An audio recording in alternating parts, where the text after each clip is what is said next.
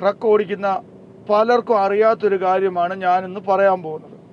അതുമാത്രമല്ല, ഇത് പലർക്കും അറിയുകയും വേണം. പലരും ചോദിക്കാറുമുണ്ട്, ഇതിൻ്റെ എങ്ങനെ RPM കൂട്ടും? AC ഒക്കെ ഇട്ട് കിടന്നുറങ്ങുമ്പോൾ എങ്ങനെ നമുക്ക് ഇച്ചിരി RPM കൂട്ടാം? ഇത് കണ്ട നോർമൽ RPM ആണ് നിങ്ങൾ ഈ കാണുന്നത്. അപ്പോൾ ഇതെങ്ങനെ കൂട്ടാം? പഴയ വണ്ടിയിൽ കൂട്ടുകാരെ വേണ്ടേ, ഇത് നമുക്ക് അനക്കുകയായിരുന്നെങ്കിൽ AC ഒക്കെ ഇട്ട് കിടക്കുമ്പോൾ RPM തന്നെ കൂടും. എന്നാൽ ഇത് MP4 ആണ്, 2023.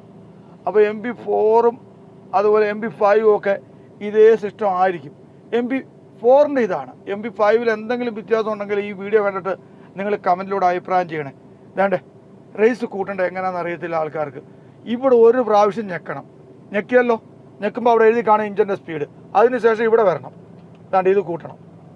ഇത് പ്ലസ് റേസ് ഇവിടെ കൂട്ടിയാൽ മതി. ദാണ്ട കയറുന്നുണ്ടോ?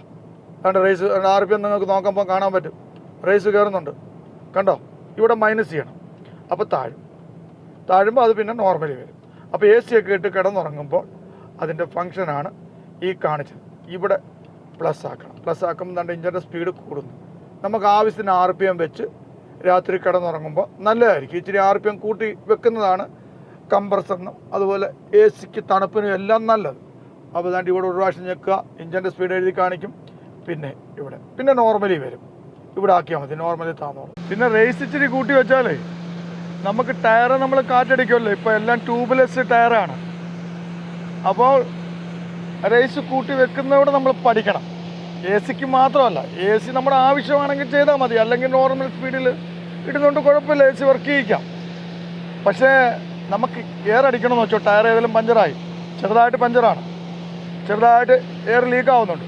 ആ ഒരു സാഹചര്യത്തിൽ നമുക്ക് വണ്ടിക്കകത്ത് ഇപ്പോഴുള്ള എല്ലാ വണ്ടിക്കും കമ്പനി പൈപ്പ് തരുന്നുണ്ട്.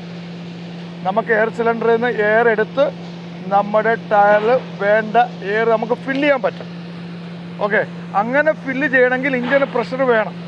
ഇഞ്ചിൻ നല്ല സ്പീഡിൽ കറങ്ങിയാലേ എയർ ടയറിലോട്ട് കയറത്തുള്ളൂ. പ്രത്യേകിച്ച് ലോഡും പുറത്താണ്. ലോഡുള്ള വണ്ടിയുടെ ടയറിൽ കാറ്റടിക്കണമെങ്കിൽ നല്ല റേസ് വെക്കണം. അപ്പോൾ റേസ് എങ്ങനെ ആക്കുന്നുള്ളത് നമ്മൾ പഠിച്ചു വെക്കുന്നത് പല കാര്യത്തിലും നമുക്ക് പ്രയോജനപ്പെടും.